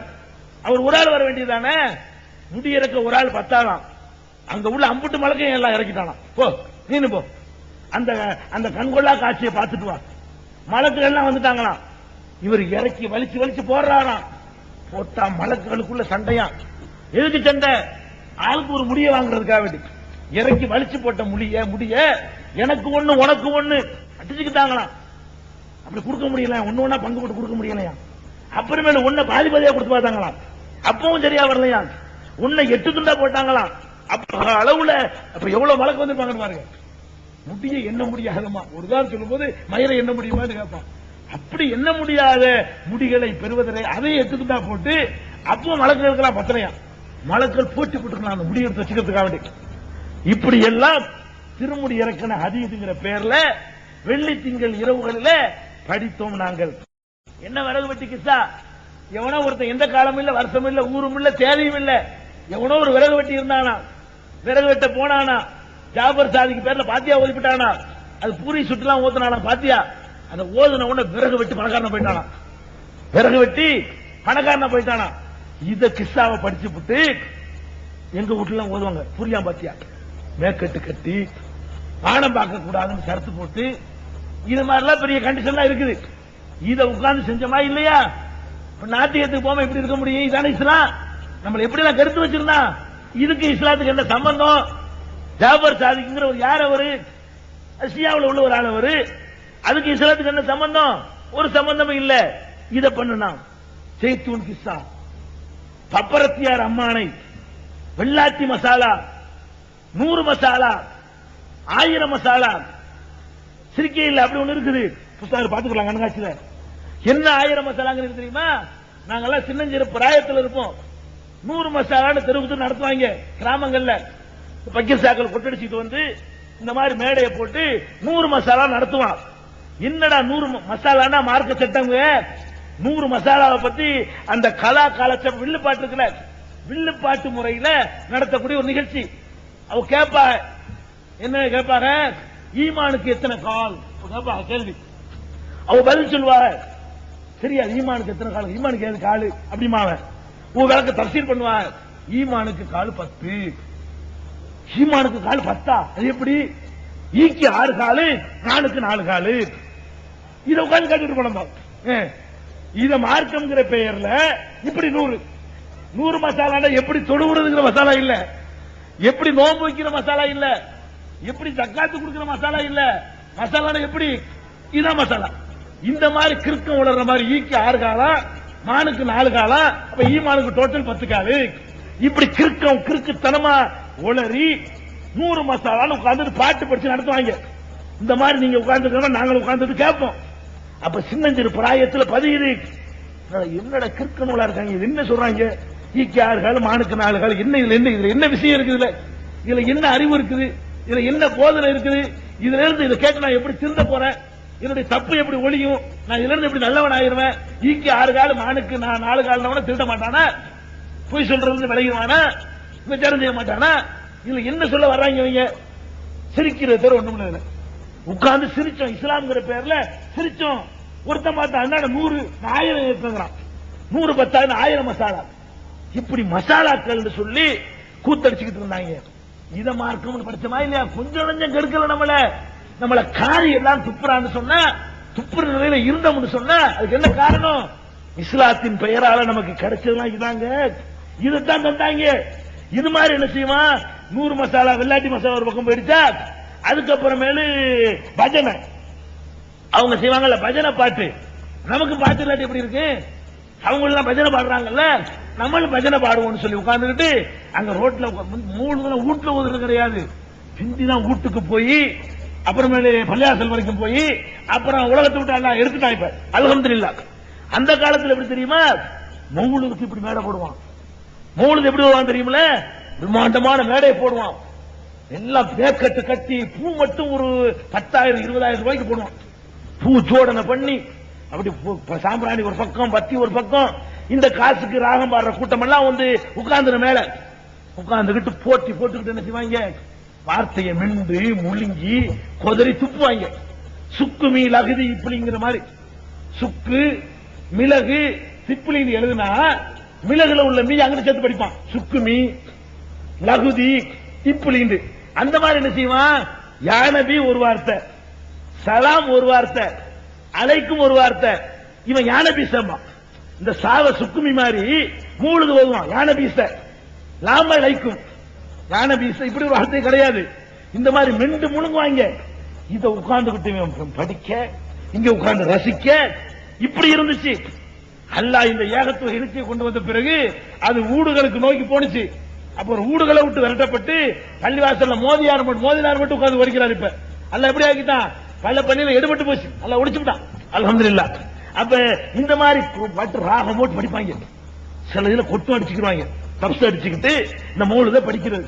இந்த மாதிரியான அலிபாத் சரித்திரம் பப்பரத்தியா ரம்மான தலபாத்தியா தலபாத்தியான்னு உணவுவாங்க. இங்க இருக்கு, உள்ள வச்சு பாத்துக்கோங்க. இங்க இருக்கு கண்காட்சியில எல்லா இடமும் இருக்குது. தலபாத்தியான என்ன? பாத்திமா நாயகிய அல்லாஹ் மாதிரி ஆக்குறது. ஆம்பளைக்கு அல்லாஹ் கடவுள், பொம்பளைக்கு பாத்திமா நாயகி கடவுள். எப்படி ஆகிவிட்டாங்கன்னு கேட்டா, ஆம்பளை எல்லாம் யார்கிட்ட போய் கேட்கணும்? அல்லாஹ்ட்ட கேட்கணும். பொம்பளை யார்கிட்ட போய் கேட்கறது? பொம்பளைக்கு பொம்பளை கடவுள் வேணும்ல, அதுக்காக அல்லாஹ் ஆம்பளை கடவுள் ஆக்கிவிட்டாங்க. அல்லாஹ் ஆம்பளை கடவுள் ஆக்கி பொம்பளைக்கு பொம்பளை கடவுள் வேணும்ல, லட்சுமி பார்வதி சரஸ்வதி அவங்களுக்கு மட்டும் இருக்கிறாங்கல்ல, எங்களுக்கு வேணும்ல இப்படின்னு சொல்லி தலை பாத்தியான்னு உண்டாக்கி அதுல பாத்திமா நாயை கூப்பிட்டு கடவுள் மாதிரி அல்லாஹ்ட்ட கேட்கிற மாதிரி பாத்திமா நாயை பேர்ல பாச்சோர் ஆக்கி, அது வந்து பாச்சோர் ஆக்குவாங்க, காலஞ்சோரம் ஆக்கி வீடு விடா கொடுப்பாங்க. அப்ப இந்த தலை பாத்தியா இந்த குப்பைகளை எல்லாம் சொல்லி ரொம்ப ரொம்ப கெடுத்து வச்சிருக்கிறாங்க. இதுல இருந்து மீட்டெடுப்பதற்காகத்தான் இந்த இயக்கத்தினுடைய பிரச்சாரம் தேவைப்பட்டுச்சே தவிர நீங்க நினைக்கிற மாதிரி 2-3 விஷயத்துக்கு இல்ல. அதே மாதிரி மற்றவர்கள் எல்லாம் பார்க்கிறான், இஸ்லாத்துல புரோகிதம் இல்லைன்னு சொல்றோம். ஒரு கேள்வி கேட்கிறான், புரோகிதம் இல்லையா? இந்த தெக்குவாசல் உட்கார்ந்து ஒருத்தர் மந்திரிக்கிறாருங்கிறான். உங்க மதுரையில இந்த தெக்குவாசல்ல ஒருத்தர் மந்திரிச்சு பேய் ஓட்டுறார, நோய் ஓட்டுறார, பிசாசு டெய்லி 3000 ரூபாய் கலெக்ஷனா இந்த சொல்றாரு பாருங்க. இந்த மெட்ரா இந்த மதுரையில இங்க உட்கார்ந்துகிட்டு ஒரு நாளைக்கு 3000 ரூபாய் கலெக்ஷன், 36,000 ரூபாய். ஏன் பெரிய சாப்ட்வேர் இன்ஜினியர் கூட கிடைக்காது, பில்கேட்ஸ் கூட கொடுக்க மாட்டான் அந்த சம்பளம். அமெரிக்காவுக்கு போய் மைக்ரோசாப்ட் நிறுவனத்தில் வேலைக்கு போனா கூட 36,000 ரூபாய் கிடைக்காது. இங்க தெக்குவாசல் உட்கார்ந்துகிட்டு ஒரு மயிலரை கட்டை வச்சுக்கிட்டு 36,000 ரூபாய் உனக்கு சம்பாதிக்க முடியுது. பேய் ஓட்டுறேன்னு, நோய் ஓட்டுறேன்னு, அது வேறயா? அது வேற. அப்ப இந்த மாதிரியாக மாதத்துக்கு 36,000 ரூபாய் சம்பாதிக்கிற அளவுக்கு இந்த சமுதாயத்தை வச்சு ஏமாத்தி பொழைச்சாங்களே. இதுல இருந்தெல்லாம் மீட்டெடுத்து தலை நிமிர்ந்து பார்க்கணும், இந்த சமுதாயத்தை கௌரவமா பார்க்கணும் அப்படிங்கிறதுக்கு தான் பாடுபட்டு இருக்கிறோம். அது மாத்திரம் இல்ல, வெறுமனே வெறும் ஆன்மீக தொழுகை இபாதத்து இதுகளோடு நின்று விடாமல் இஸ்லாத்துக்கு எதிராக என்னென்னவெல்லாம் இருக்குதோ, முஸ்லிம்களுக்கு எதிராக என்னென்ன சதி திட்டம் இருக்கிறதோ அதையும் கூட உரத்து சொல்லக்கூடிய ஒரு சமுதாயத்தை உருவாக்கணும். அதுவும் உருவாயிருச்சு. இன்னைக்கு நசுக்க முடியுமா? 10 ஆண்டு 4 ஆண்டு காலமாக தியாகம் பண்ணினாலும் இன்னைக்கு அல்லாஹ் தலை நிமிரும். 4 வருஷ காலமா ஜெயிலு தான், 4 வருஷ காலமா அடிதான், 4 வருஷ காலமா வழக்கு தான், 4 வருஷ காலமா துன்பம் தான். அல்லாஹ்வுக்காக சகித்து இந்த சமுதாயத்தை இஸ்ஸத்தோட வாழ வைக்கணும் பாடுபடும் பொழுது இன்றைக்கு என்ன நிலைமை? அல்லாஹ் ஒரு கண்ணியத்தை, ஒரு கௌரவத்தை தந்திருக்கான். எப்படிப்பட்ட கௌரவம்? முஸ்லிம்கள்னா அவங்க ஒரு சரியான சமுதாயம், ஒழுங்கான சமுதாயம், தலை வணங்காத சமுதாயம், அல்லாஹ்வுக்கு மட்டும் பயப்படுற சமுதாயம், ஒழுக்கமான சமுதாயம். இப்படி எந்த பந்தாவும் இல்லாம இப்படி சின்ன ஒரு அழைப்புல ஒரு செகண்ட்ல ஒன்று தரக்கூடிய சமுதாயம். அதையும் செய்யணும். சும்மா வெறுமனே பள்ளிவாசலுக்கு போறது எப்படி? அது நிக்கல. அந்த வேலைகளையும் செய்கிறோம். முஸ்லிம் அல்லாத மக்களுக்கு இஸ்லாத்தின் மேல ஏராளமான சந்தேகங்கள், அது நீக்கணுமா இல்லையா? நீக்க வேண்டிய அவசியம் கடமை நமக்கு இருக்கா இல்ல? இஸ்லாத்துக்கு எப்படி வருவான்? அவன் இஸ்லாத்தை வெறுக்கிறான், இஸ்லாத்தின் மீது காழ்ப்புணர்ச்சி கொள்றான். அது 2 விதமா விளக்க வேண்டியிருக்கு. ஒண்ணு, இஸ்லாத்தை தப்பா புரிஞ்சுக்கிட்டு அவன் இஸ்லாத்தை விமர்சிக்கிறான். நீ சொல்ற தப்புப்பா, இப்படித்தான் இஸ்லாம் சொல்லுது, இது அறிவுக்கு ஏற்றது, இதான் ஒழுங்கான மார்க்கம் ஒரு பக்கம் சொல்லணும். இன்னொன்னு குற்றச்சாட்டம் சுமத்தினா அது நம்மகிட்ட இருக்குது. என்ன இருக்குது? பொம்பளையில கட்டுப்பட்டி ஆக்கிட்டாங்க சொல்றான். இஸ்லாம் ஆக்கல நாங்க சொல்லிவிட்டோம், அதோட நிறுத்திக்கிற மாட்டோம். பெண்களை கட்டுப்பட்டி ஆக்கி தந்துறியா? ஆம்பளைக்கு கம்ப்யூட்டர் சொல்லி கொடுக்க சொல்றோம். அல்லாஹ் நிரூபிச்சு காட்டுறான். அன்னைக்கு ஆம்பளைகளுக்கு பொம்பளை பிள்ளைங்க என்ன செய்யறாங்க? இன்னைக்கு கம்ப்யூட்டர் அடிச்சு எப்படி ஆகாயம் அமைஞ்சிருக்கு, எப்படி ஹியூமன் பாடி அமைக்கப்பட்டிருக்கிறது, எப்படி ஹதீசுகள்லாம் எத்தனை வகையா தொகுக்கப்பட்டிருக்கிறது, ஒரு சீடிக்குள்ள எத்தனை ஆயிரம் கிதாபுகளை உள்ள வச்சிருக்கிறாங்க. இதுகளை எல்லாம் பெண்கள் சொல்லித் தர்ற அளவுக்கு அவனுக்கு பதில் சொன்னா மட்டும் பத்தாது, எஜுகேட் பண்ணணும். அவன் சொல்ற குற்றச்சாட்டுக்கு இஸ்லாத்துக்கு சம்பந்தம் இல்லை, ஆனா நான் செஞ்சுக்கிட்டே இருப்பேன், இது இல்லைன்னு சொல்லணும். இஸ்லாம் என்ன சொல்லுதோ அதையும் சொல்லிக் கொடுக்கணும், அதுக்கு தயாராக்கணும். அந்த அளவுக்கு அவங்களை டெவலப் பண்ணணும். அவங்கள ஒதுக்கி வைக்கிறோம், நசுக்கிறோம் சொல்றாங்களே, அதுக்கு சரியான தீர்வு காணணும். இன்னைக்கு பெண்களுக்கு எத்தனை இஸ்லாமிய கல்லூரிகள் மார்க்கத்தை சொல்றதுக்கு இன்னைக்கு வெளி உலகத்துல வந்து முஸ்லிம் அல்லாதவர்கள் இஸ்லாத்தை பற்றி கேள்வி கேட்டாங்கன்னா பதில் சொல்ற அளவுக்கு இன்னைக்கு பெண்கள் நீங்க பார்த்திருப்பீங்க. என்ன டிவி? ஜெயின் டிவியில இந்த பெண் உரிமை இயக்கங்கள் இருக்கு பாருங்க, இவங்க எல்லாம் சேர்ந்து இஸ்லாத்துக்கு எதிராக ஒரு தீர்மானம் எல்லாம் போட்டிருந்தாங்க, தலாக் விஷயமா அது விஷயமாகலாம். அப்ப ஜெயின் டிவி காரர்கள் எங்களை அணுகி இதுக்கு உங்களுடைய கருத்து என்ன? ஜெயின் டிவியில தமிழ் நிகழ்ச்சி ஒன்று வருது, அதுல போடுவதற்காக வேண்டி 7:30 மணிக்கு ஒளிபரப்புறாங்க. கேட்டாங்க, நாங்க என்ன பண்ண தெரியுமா? பெண்கள் விஷயம் தானே, இங்க வாங்க, நாங்க பதில் சொல்ல மாட்டோம், எங்க பிள்ளைங்க பதில் சொல்லணும், எங்க மாணவிகள் எங்க ஆசிரியர்கள் இந்த பெண் உஸ்தாதாக்கள் பதில் சொல்வார்கள். உட்கார வச்சு கேளு, என்ன கேளு. அவன் கேட்கறதுக்கு பெண்கள் சம்பந்தப்பட்டதை கேட்கறதுக்கு பெண்களே பதில் சொல்லக்கூடிய ஒரு அளவுக்கு சமுதாயத்தை நம்ம எஜுகேட் பண்ணணும். அதை ஒரு பக்கம் செஞ்சுக்கிட்டு இருக்கிறோம். நீங்க நினைக்கிறீங்க வெறுமனே கபர் வணக்கம் இல்ல, இப்படி ஒரு சமுதாயம் உருவாகிறது நல்லதா கெட்டதா? விழிப்போட இந்த சமுதாயம் இருக்கு, நல்லதா கெட்டதா? புருஷன் எழுதுற கடிதத்தை கொண்டு போய் இன்னொருத்தட்ட கொடுத்து வாசிக்க கேட்டிருக்கிற இந்த முஸ்லிம் பெண்கள் கம்ப்யூட்டரை இயக்குவது நல்லதா கெட்டதா? அப்படித்தானே இருந்துச்சு. எங்க பாட்டிக்கெல்லாம் கடிதம் மாப்பிள்ளை தாத்தாட்டு இருந்து கடிதம் 7 வீட்டுக்கு எடுத்து படிக்கிற ஒருத்தர் இருப்பாரு, புருஷன் எழுதுற கடிதத்தை போய் எவன்கிட்டயே படிச்சு கேட்டு வருவாங்க. அப்படி இருக்கிறமா இன்னைக்கு? முன்னேறியதா இல்லையா? அத ஒரு பக்கம் என்ன குறைகளை சொல்றானோ அதுல மார்க்கத்தில் உள்ள எதிரா சொன்னா பதில் சொல்றோம், நம்மள்கிட்ட உள்ள குறைகளை சொன்னான்னு சொன்னா அதுக்கு தீர்வு காண்றோம். வரதட்சணைக்கு எதிராக எவ்வளவு மாநாடுகள், எவ்வளவு ஒரு கத்திட்டு இருக்கிறோம். ஊர் ஊரா போய் 4 மணி நேரம் 3 மணி நேரம் கத்துறமே. இன்னைக்கு எத்தனை ஊர்கள்ல தீர்மானம் போடுறாங்களே, அவன் கேட்கிறான் வரதட்சணை உங்க சமுதாயத்தில் இருக்குதுங்கிறான், சுத்தி காட்டி கேட்கிறான், கீழக்கரையில் இருக்குதா இல்லையாங்கிறான், காயல் பட்டணத்தில் இருக்குதா இல்லையா, ஊடு கொடுக்கணுமேங்கிறான், மேலப்பாளையத்தில் இருக்குதா இல்லையாங்கிறான், தெரிஞ்சுக்கிட்டு கேட்கிறான், ஊரை சொல்லி கேட்கிறான். அதெல்லாம் எங்கள்கிட்ட இல்லைன்னா சொல்ல முடியும்? இருக்குது. இஸ்லாத்தில் இல்லை, எங்க சமுதாயத்தில் இருக்கு. ஒழிப்போம், ஒழிச்சு கட்டுவோம். இன்ஷா அல்லாஹ் எங்க வாழ்க்கையை அர்ப்பணிச்சாவது ஒழிப்போம் சொல்லி கத்துறமே, ஒழிச்சுக்கிட்டு வர்றமே. இன்னைக்கு வரைக்கும் இந்த லுகா இருக்காரு தௌஹீத். நீங்க நினைக்கிறீங்க அவருடைய திருமணம், நாங்கெல்லாம் திருமணத்தில் வரதட்சணை வாங்கல, என்னுடைய அண்ணன் வாங்கல. இந்த லுகா அவர் திருமணத்துக்கு நான் போனேன், வரதட்சணை வாங்காம. இவ்வளவு வறுமையான வறிய சூழ்நிலையிலையும் அதையெல்லாம் கடைபிடிக்கிற லெவல்ல தான் நாங்க தீர்மானம் எடுத்து உள்ள இறங்கணும். எல்லாத்தையும் கடைபிடிக்கணும்.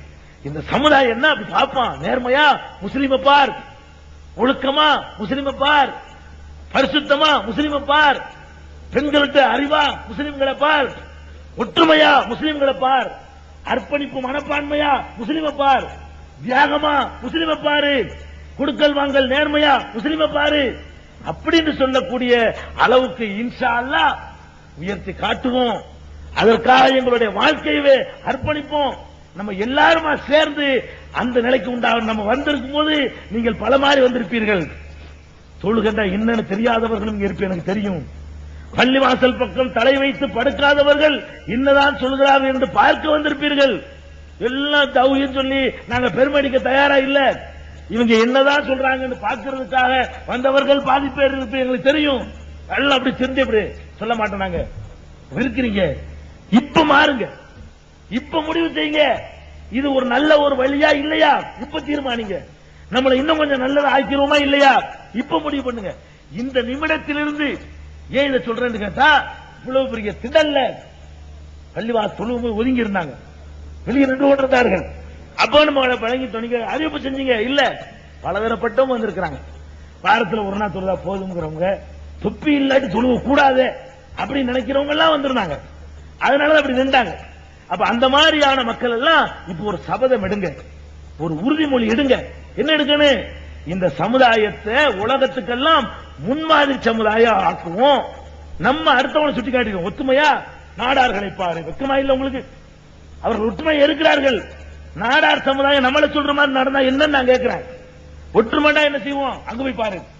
கட்டுப்பாடா பிஜேபி பாரு, வெக்கமா இல்ல நமக்கு? கட்டுப்பாடான்னு சொல்லி இங்க பாருங்க, அவன் பாப்பானா?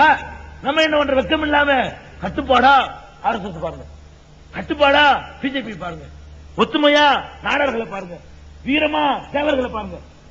அது என்னது? இது என்னங்கிற எல்லாத்துக்கும் நீ முன்மாதிரியா இருப்பியா? நாம முன்மாதிரியா இருப்போமா? நம்மள்ட்ட இருந்து அடுத்தவர்கள் பார்க்கணுமா? அப்படி ஒரு சமுதாயத்தில் பிறந்துட்டு அப்படி ஒரு கொள்கையை கஷ்டமில்லாமல் வாரிசு அடிப்படையில் பெற்றுவிட்டு இருக்க முடியாது. மாறுங்க, மாற்றுவோம், என்னோட மாற்றுவோம். இந்த உலக வாழ்க்கையில உள்ள சில சுகங்களை தியாகம் செஞ்சாவது இந்த சமுதாயத்தை மேல ஏற்றுவோம்.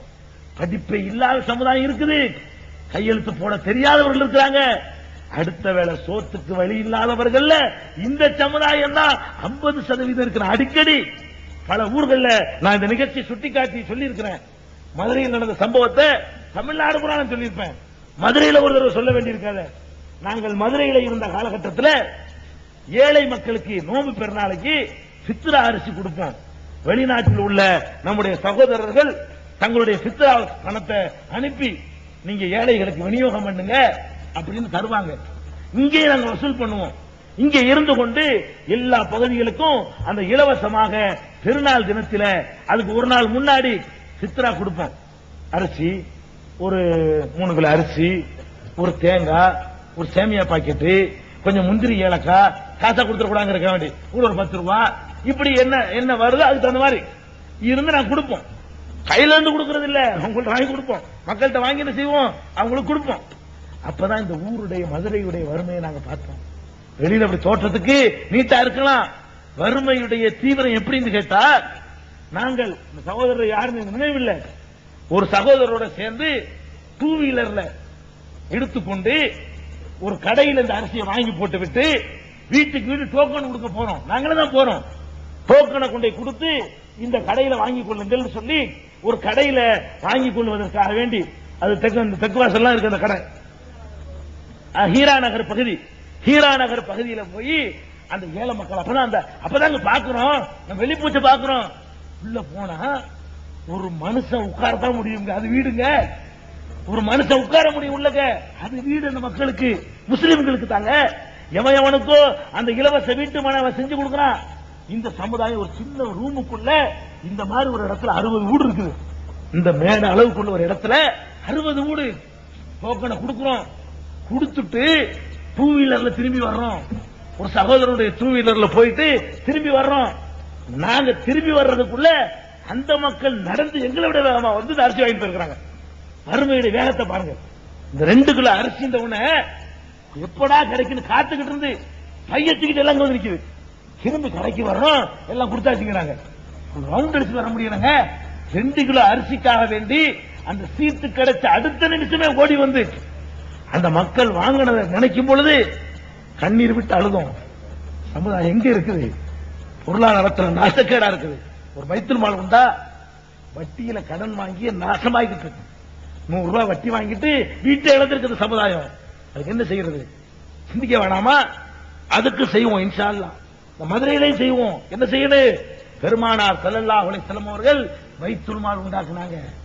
வசதி வீட்டுல வரட்ட நடுத்தர மாணவர்கள்ட்ட வசூல் பண்ணி ஏழைகளுக்கு வட்டி இல்லா கடன். வட்டி இல்லா கடன் என்ன? 5 ரூபாய் 10 ரூபாயா? ஒரு பெட்டி கடை வைத்து தொழில் செய்ய தெரிந்தவனுக்கு 10,000 ரூபாய் கொடு. அவன் நாளைக்கு ஜக்காத்து கொடுக்கிறவனா மாறணும். ஒரு தையல் மிஷினை வச்சு இயக்க தெரிந்த ஒரு பெண்மணிக்கு தையல் மிஷினை வாங்கி கொடு. ஒரு வீட்டில் உட்கார்ந்து இருக்கிற பெண்கள் பிழைப்பதற்காக வேண்டி பாய் முடைதல், தையலை கற்றுக் கொடுத்தல், இந்த மாதிரியான வீட்டுக்குள் இருந்து செய்யக்கூடிய தொழில்களை கற்றுக்கூடியென்றெல்லாம் கனவு இருக்கிறது. அதையும் செய்வோம் இன்ஷா அல்லாஹ். பல கிராமங்கள்ல பல ஊர்கள்ல அது நடைமுறைக்கு வந்திருக்குது. அதை விட மோசமா இருக்கு. வெளியில அல்லாஹ் பரக்கத் செய்யறான், வறுமை தெரியறது இல்ல. நீங்க நினைக்கிற மாதிரி இல்ல. சமுதாயம் ரொம்ப கீழே கிடக்குது, ரொம்ப அதல பாதாளத்தில் கிடைக்குது. வாரத்துல 2 நாள் சாப்பிடக்கூடிய சமுதாயம் எல்லாம் இருக்குது. இந்த முஸ்லீம் சமுதாயத்தில் ஒரு வேளை சாப்பிடுற சமுதாயம், ஒரு வேளை ஒரு நாளைக்கு. அவ்வளவு மோசமா இருக்கிற ஒரு சமுதாயம். அதை பத்திலாம் நம்ம கவலை இல்லை. ஜாலியா இருக்கணும், சுகமா இருக்கணும். அந்த தன்னலமற்ற ஒரு சமுதாயத்தை ரசூலுல்லாஹ் உருவாக்குனாங்களே, அந்த சமுதாயம் உருவாகணும் இன்ஷா அல்லாஹ். அதையும் செய்யணும். பைத்துல் மால் உருவாக்கி எல்லா ஊர்களையும் இந்த பைத்துல் மால் சிஸ்டத்தை கொண்டு வந்து ஒரு முஸ்லீம் ஏழை எந்த சந்தர்ப்பத்திலையும் வட்டிக்கு வாங்க மாட்டான். என்னையா 30 பவுன் நகையை கொண்டே கொடுத்து 5 பவுனுக்கு உள்ள ரூபாயை வாங்கிட்டு வந்து ஒரு வருஷத்துல மூழ்கிருச்சுங்கிறான். 30 பவுன் நகையை கொண்டே கொடுக்கறான். கொடுக்கிறது சேதாரம், அது கல்லு இளவுன்னு சொல்லி 5 பவுனுக்கு உள்ள 15,000 ரூபாய் வாங்கிட்டு வந்து 2 வருஷம் வட்டி கட்ட முடியும். யாரு மூழ்கி போச்சு? வீடு மூழ்கி போச்சு, நகை மூழ்கி போச்சு, வயல் மூழ்கி போச்சு. எவ்வளவு பேர் இருக்காங்க தெரியுமா? இந்த சமுதாயம் அப்படியே போய்கிட்டு இருக்குங்க. சென்னையின் மெட்ராஸ் இருக்க ஒரு காலத்துல சென்னையில 70% முஸ்லிம்கள் ப்ராப்பர்ட்டி. சென்னையுடைய சொத்துக்கள்ல 70% சொத்துக்கள் என்ன? முஸ்லிம்களுக்கு சொந்தமான சொத்துக்கள். இன்னைக்கு சென்னை நிலைமை என்ன? 2% இல்லை. 70% சொத்துக்களை வைத்திருந்த முஸ்லிம்களுக்கு சென்னையில எத்தனை சதவீதம் சொத்து இருக்குன்னு கேட்டா 2%. அதே நேரத்தில் குஜராத்தில் இருந்து வெறுங்கையை வீசிக்கொண்டு வந்த ஒரு கூட்டம், ஒரு சமுதாயம், வட்டி தொழில் செய்யக்கூடிய சமுதாயம், இன்னைக்கு மெட்ராஸ்ல 50% இடம், 50% இடம் சொத்துக்கள் அவங்க கையில. எதுல? எல்லாம் வட்டியில. வட்டிக்கு வச்சு வச்சு இறந்தாங்க சமுதாயத்துக்காரன். சென்னையை சேர்ந்தவன் தன்னுடைய வீடு வாசலை எல்லாம் வட்டிக்கு வச்சு வச்சு வச்சு இறந்தான். அதை பத்தி எல்லாம் கவலைப்படக்கூடாதா? அதை பத்தி எல்லாம் சிந்திக்கிற கடமை நமக்கு இல்லையா? தொலைஞ்சு கொண்டு விட முடியுமா? இன்னும் அல்லாஹ் தந்தால் முஸ்லிம் அல்லாத நண்பர்களுக்கும் வட்டியிலிருந்து மீட்பதற்கு கடன் கொடுக்கக்கூடிய சமுதாயமா இது மாறும். அப்படி மாறணும். அதற்கான செயல் திட்டங்களையும் வகுக்க வேண்டிய ஒரு நிலையில் இருக்கிறோம். இன்னும் நிறைய விஷயங்களை செய்யணும்னு சொன்னா எதையாவது பண்ணுங்கன்றாங்க. சும்மா அறிவிச்சுட்டு போயிடக்கூடாது. என்ன செய்யணுமா? ஒரு இதை உண்டாக்கணுமா? என்ன உண்டாக எப்படி உண்டாக்குறது? ஒரு இயக்கத்தை உண்டாக்கணும்னு பேசினாங்க. எனக்கு முன்னாடி பேசியவர்கள் எல்லாம் உண்டாக்குறத யாரு கோரிக்கை வைக்கிறாங்கன்னு எனக்கு விளங்கல. அவங்கதான் மேடையில பேசுறாங்க. உண்டாக்குறது நானா உண்டாக்க? நான் யாரு உண்டாக்குறதுக்கு? உங்களை மாதிரி நான் ஒரு ஆள், அவ்வளவுதான். நான் ஒரு பேசுறேன், அவ்வளவு மேடை, அவ்வளவுதான். உண்டாக்குறதுக்கு நான் யாருங்க? ஒண்ணும் கிடையாது. உங்களை மாதிரி ஒரு ஆள் தான். உண்டாக்குறதுன்னா இல்ல சேர்ந்துதான் உண்டாக்கணும். நான் உண்டாக்க முடியாது. நான் உண்டாக்கி இப்போது அமைத்து விட்டேன், நான் தலைவனாகி விட்டேன், இப்ப பாக்கிற செயலாளராக்கி விட்டேன், சம்சுல்லா பொருளாளராக்கி விட்டேன், இலாயிய துணைத் தலைவராக்கி விட்டேன். இப்படியா என்ன சொல்றாங்க அவங்க? யாரு உண்டாக்குறதுங்கிற? உண்டாக்குறதுக்கு அந்த அதிகாரம் நமக்கு தரப்படல. உண்டாக்குறதா இருந்தா நீங்க உண்டாக்கணும். இதெல்லாம் செய்யறதா இருந்தா செய்யல. பல மாதிரி பல முயற்சிகள் பண்ணணும். பலவிதமான கூட்டமைப்புகளுக்கு பாடுபட்டோம். அதுல பல சகோதரர்கள் கலந்து கொள்ளவே இல்லை. பல இயக்கங்கள் சேர்ந்து ஒரு அமைப்பு உண்டாக்கணும். அதுல 75% சகோதரர்கள் தங்கள் ஊர்ல தங்க பேர்ல எங்க இருந்தாங்க சேர்ந்துக்கிறவே இல்லை. மீதி இருக்கிற 25%ஆவது பல காரியங்களை செய்ய முடியுமான்னு கேட்டா செய்ய முடியாம போச்சு. இப்ப நான் சொன்ன இந்த செயல் திட்டங்கள்லாம் செய்ய முடியல, செயல் வடிவம் கொடுக்க முடியல. அதுக்கு ஒண்ணு வேணுங்கிறது உண்மை. அதை உண்டாக்குறவன் நான் இல்ல, அதுக்கு நான் வரவும் இல்லை, அதுக்கு தகுதியும் இல்லை. எனக்கு உள்ள வேலையில அதையெல்லாம் செய்யவும் முடியாது. என்னமோ என்கிட்ட கோரிக்கை வைக்கிறாங்க, அதெல்லாம் முடியாது. சும்மா உட்காந்துக்கிட்டு அது நான் முடியாது. நிர்வாகம் ஆசையும் இல்லை. இன்னும் சொல்ல போனா பாக்கத்தை திருப்பி திருப்பி சொல்லிக்கிட்டு இருக்கோம். நம்மளை இந்த எல்லா பொறுப்புல விடுபட்டு விட்டுருங்க பாவா. ஒண்ணுதான் பேசுற கூப்பிடுங்க. நமக்கு இதெல்லாம் பிடிக்கல. இந்த மாதிரியான இதெல்லாம் போகும்போது 10 பேர் பின்னாடி வர்றது அருவருப்பா இருக்கு எனக்கலாம். நீங்க வர்றீங்க பின்னாடி. நான் ஒரு காலத்துல விரும்பல. அசிங்கமாவும் அருவருப்பாவும் வெக்கி தலைவங்க கௌரவம் நினைக்கிறீங்க. எனக்கு வெக்கமா தான் இருக்குது. அதனால நமக்கு இல்லைன்னா ஆசையெல்லாம் கிடையாது. ஒரு காலத்துல நம்மளை காப்பாற்றணும். இருக்கிற எல்லா பொறுப்புகள்ல இருந்தும் விடுபட்டு பொறுப்புல இருந்ததை விட அதிகமாக உழைக்கக்கூடிய ஒரு சாதாரண ஆளா மட்டும்தான் நான் இருக்கிறதுக்கான சிந்தனையில இருக்கிறேன். அதை நோக்கி வந்து கொண்டே இருக்கிறேன். இன்ஷா அல்லாஹ் அப்படித்தான் வருவோமே தவிர நீங்க நினைக்கிறோம் இப்படி மேலே போயிட மாட்டோம். கீழே இறங்கி அங்க உட்காரக்கூடியவர்களாகத்தான் நாங்க ஆசைப்பட்டு இருக்கிறோம். என்னுடைய ஆசை அதுதான். ஆனா ஒண்ணு அது வேணும், அதை மறக்கவே இல்லை. எது வேணும்? ஒரு யூனிட் வேணும். இதையெல்லாம் செய்யக்கூடிய ஒரு கூட்டம். அது எப்படி வேணும்? நீங்க எல்லாருமா கூடி உருவாக்கினா அது முடியும். அதுக்கு வேண்டாம் ஒரு சஜஷன் நான் சொல்றேன், அதை வேணா செய்யுங்க. இங்க மேடையில் அறிவிச்சதுனால ஏன் தலையில கடைசி நான் தானே பேசுறேன், ஏன் தலையில சுமத்து விட்டு உட்கார்ந்துக்கிட்டாங்க. உட்கார்ந்த காரணத்தினால நம்ம ஒரு சஜஷன் சொல்லலாம். பல ஊர்க்காரங்க வந்திருக்கிறீங்க, பல ஊர்கள்ல இருந்து சகோதரர்கள் வந்திருக்கிறீங்க. ஒவ்வொரு ஊர்ல உள்ளவர்களும் இந்த நிகழ்ச்சி முடிந்த பிறகு தனித்தனியாக நீங்கள் கூடுங்கள், ஒரு பகுதியில் கூடுங்கள். கூடி அந்த உங்கள் பகுதியில் உள்ளவர்களுக்கு ஒரு தலைமையை தேர்ந்தெடுங்கள். திணிக்க மாட்டோம், திணிக்க கூடாது. திணிச்சதுனால வர்ற இடைஞ்சல்களை ஒரு அனுபவத்தின் மூலம் நம்ம கண்டோம். அதனால மக்களுக்கு அதிருப்தி வர்றதை பார்த்தோம். அதனால தலைவர்களுக்கும் தொண்டர்களுக்கும் மத்தியில் உள்ள உறவு நாசமா போன காட்சியை பார்த்தோம். நீங்கள் எல்லாம் விரும்பி இவர் சரியான ஆள் என்று எடை போட்டு தேர்ந்தெடுக்கக்கூடிய அளவுல நீங்க கூட்டம் முடிஞ்ச பிறகு அங்கங்க கூடி நம்ம ஊர்ல வந்த வராதவங்களுக்கு கவலைப்படாதீங்க.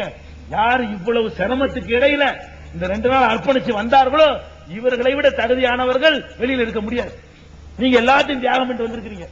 நீங்க 10 பேர், ஊருக்கு 10 பேர் இருந்தா போதும், புரட்சி எடுக்கலாம். ஊரைய அர்ப்பணிக்கக்கூடிய 10 பேர் இருந்தா சமுதாயத்தை தலைகளை மாத்தலாம், புரட்ட முடியும். அதனால அவங்க கூடுங்க, கூடி ஒரு 2 பேரோ 3 பேரை தேர்ந்தெடுத்து எங்க ஊர்ல இந்த 3 பேரை நாங்க தேர்ந்தெடுத்துக்கிறோம் அப்படிங்கிற ஒரு லிஸ்ட எங்களுக்கு வேணா காலையில தாங்க. நீங்க ராத்திரிக்கு முடிவு பண்ணி காலையில கொடுங்க. நீங்க யாரையெல்லாம் தேர்ந்தெடுத்து சொன்னீங்களோ அவர்கள் எல்லாம் கூடி அதுல யாரு நல்லா செயல்படுவா, யாரு அர்ப்பணிப்பா, யாரு மக்கள் அனுசரிப்பா, யாரு இஹ்லாசோட பாடுபடுவா, யாரு எந்த ஒரு பணம் பதவி புகழ் ஆசை இல்லாம இருப்பா, யாரு அல்லாஹ்வை தவிர யாருக்கு அஞ்சாமல் இருப்பாரு, அப்படிங்கிற மாதிரியான ஒரு கூட்டு தலைமையை, ஒருத்தங்க நான் கேட்கறது மாதிரி இல்லாம கூட்டு தலைமையை அவர்கள் எல்லாம் கூடி உருவாக்கட்டும். நீங்கள் உங்கள் ஊர்களில் இருந்து தேர்ந்தெடுத்து தரக்கூடிய அந்த 3 பிரதிநிதிகள் கூடி நாளைக்கு பகல்ல கூடி ஒரு தலைவரை தேர்ந்தெடுத்து நாளைக்கு ராத்திரிக்கு அறிவிங்க. நம்மளா நியமிச்சிருக்க முடியாதுமா, சரியா வராது. நீங்களா கூடி அதை செய்வது சரியா இருந்தா அதான் நல்லா இருக்கும். அப்பதான் மனுஷனுக்கான இயற்கையில் நல்லவனா இருப்பாங்க. நான் நல்லவனாவே இருப்பேன்னு வைங்களேன், என்னை யாரும் கேட்க மாட்டாங்க அப்படிங்கிற ஒரு நிலைமை வரும் பொழுது நானா கெட்டு போயிருவேன்.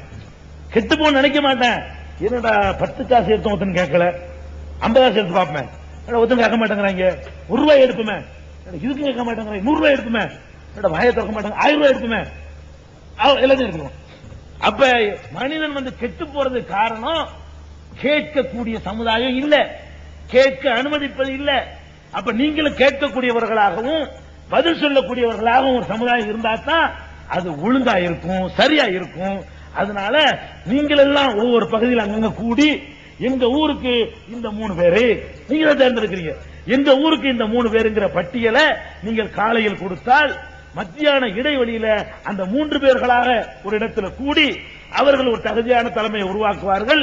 இதுதான் எனக்கு இந்த மாதிரி ஆளாளுக்கு பிடிச்சி பேசிட்டு போனாங்க இல்லையா, அதுக்கு இந்த ஒரு தீர்வு தான் என் மனசுல பட்டுச்சு. இத வந்து ஏத்துக்கிறீங்களா?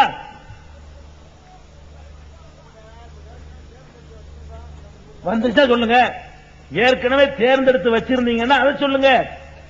அதான் தேர்ந்தெடுத்து வச்சிருந்தா அதை சொல்லுங்க. தேர்ந்தெடுத்தா இன்னொரு தேர்ந்து சொல்ல வேண்டிய அவரை தான் தேர்ந்தெடுக்க போறீங்க. தேர்ந்தெடுத்து வச்சிருந்தாலும் சரி எல்லா மக்களையும் கூட்டி வச்சு இப்படி செய்வோமான்னு எல்லாம் மனப்பூர்வமா செய்யும் பொழுது ஒரு இணக்கம் நம்மளா உண்டாக்கணும். இத நம்மளா உண்டாக்கணும் இருக்க. சமைக்க தெரியாத காலத்துல நாங்கெல்லாம் போய் கடை வச்சிருந்தோம் சொன்னல, அப்ப சமைக்கலாம் தெரியாது. இப்ப நான் சூப்பரா சமைக்குவேன், எல்லா சாப்பாடும் எனக்கு சமைக்க தெரியும். ஏன்னா கடை வச்சு நாங்களாவது சமைச்சுக்கிட்டோம், எல்லாம் எனக்கு தெரியும். முத சமைக்கும் போது நல்லாவே இருக்காது, எங்களுக்கு ருசியா தெரியும். நம்ம செஞ்சோம்ல, நம்ம செஞ்சதுனால உப்பு அதிகமா போடுவோம், வெந்து வேகாம அரிசி கிரிசிமா பிடிச்சி போய் பல மாதிரியா இருக்கும், அது ருசியா தெரியும். நம்ம சமைச்சு நம்ம செஞ்சும் பொழுது அதுக்கு ஒரு தனி டேஸ்ட் இருக்காது, மனசுல அது நிறைவு, மனம் நிறைஞ்சு போயிருக்கும்.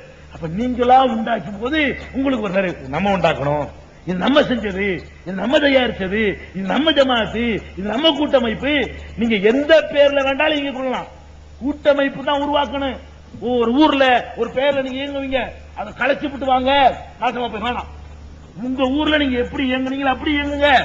பல எல்லாம் ஏதோ கூட்ட அமைப்பு, இது பேர்கள்ல தலையிடக்கூடாது, இந்த மாதிரி உத்தரவு போடக்கூடாது, இந்த ஊருக்கு உன்னை தலைவனாக்கி விட்டேன் சொல்லக்கூடாது. அந்த ஊர்ல உள்ள தௌஹீத் சகோதரர்கள் தான் அவர்களுக்குரிய தலைவரை தேர்ந்தெடுத்து அவர்கள் எல்லாம் கூடி என்னென்ன குறைகள் நம்ம இன்னைக்கு சொல்றோமோ அந்த குறைகள் இல்லாத ஒரு விதிமுறைகள் வகுக்கப்பட்ட கணக்கு வழக்குகள் காட்டுகிற, மக்களுக்கு 3 மாதத்துக்கு ஒருக்கா பொதுக்குழு கூடுகிற, இப்படி எல்லா பிரச்சனைகளையும் மனமிட்டு பேசுகிற மேடை போட்டு இல்ல, தொண்டனாக நானும் சென்னையில் உள்ள ஆளுங்க நாங்களாம் உட்கார்ந்துக்கிறோம், கலந்து அவர்களுக்கு கட்டுப்பட்டு நடக்கக்கூடியவர்களாக நாங்கள் இருப்போம் என்று கூறி என்னுடைய உரையை நிறைவு செய்கிறேன். திருக்குரானின் அறிவியல் சான்றுகள் பாகம் 2, இஸ்லாம் பெண்கள் உரிமையை பறிக்கிறதா, பிறை ஒரு விளக்கம், இஸ்லாம் ஓர் இனிய மார்க்கம், நபித்தோழியர் வரலாறு, குற்றச்சாட்டுகளும் பதில்களும், நோன்பு, இயேசு இறைமகனா, வருமுன் உரைத்த இஸ்லாம், உண்மை தோழர் அபூபக்கர் அலி, பெண்களுக்கான நபி வழி சட்டங்கள், அறிவுச்சுடர் அன்னை ஐசார் அலி, இஸ்லாத்தில் சொர்க்கம் நரகம், நபித்தோழர்களும் நமது நிலையும், துவாக்களின் தொகுப்பு, முகைதீன் மௌலிது ஒரு ஆய்வு, குரானை எளிதில் ஓதிட, நபிகள் நாயகம் பல திருமணம் செய்தது ஏன், யாக்குத்பா ஒரு ஆய்வு, நபி வழியில் நம்க, ஹஜ், நபி வழியில் குழந்தை வளர்ப்பு, தராவி தொழுகை ஒரு ஆய்வு, ஜக்காத் ஒரு ஆய்வு, இஸ்லாத்தில் இல்லறம், கியாமத் நாளின் 10 அடையாளங்கள், நபிகளாரின் நற்போதனைகள், மன்னரை வாழ்க்கை, பைபிளில் நபிகள் நாயகம், இஸ்லாத்தின் பார்வையில் பில்லி சூனியம், தர்கா வழிபாடு, நபிகளாரின் இறுதி நாட்கள், இஸ்லாமிய கொள்கை, சரியான ஹதீஸ்களும் தவறான ஹதீஸ்களும், சந்திக்கும் வேளையில் கொள்கை விளக்கம், பேய் பிசாசு உண்டா, கற்பனை கதைகள், நவீன பிரச்சனைகளும் தீர்வுகளும், தப்லிக் தாகலிம் தொகுப்பு, சுபகானா மௌலிது ஒரு ஆய்வு, மனிதனுக்கேற்ற மார்க்கம், நேர்ச்சையும் சத்தியமும், மனனம் செய்வோம், விளக்கப்பட்ட உணவுகள், அர்த்தமுல்லா இஸ்லாம், குர்பானியின் சட்டங்கள், தொழுகை, இஸ்லாத்தின் பார்வையில் கனவுகள், இஸ்லாமிய திருமணம், இறைவனிடம் கையேந்துங்கள், மீராஜும் அதன் படிப்பினைகளும், வேதம் கொடுக்கப்பட்டோர் யார் மற்றும் prophet Muhammad the greatest man. Moon publication 83/3 மூர்தரு முதல் மாடி மண்ணடி சென்னை 1. Phone number 6569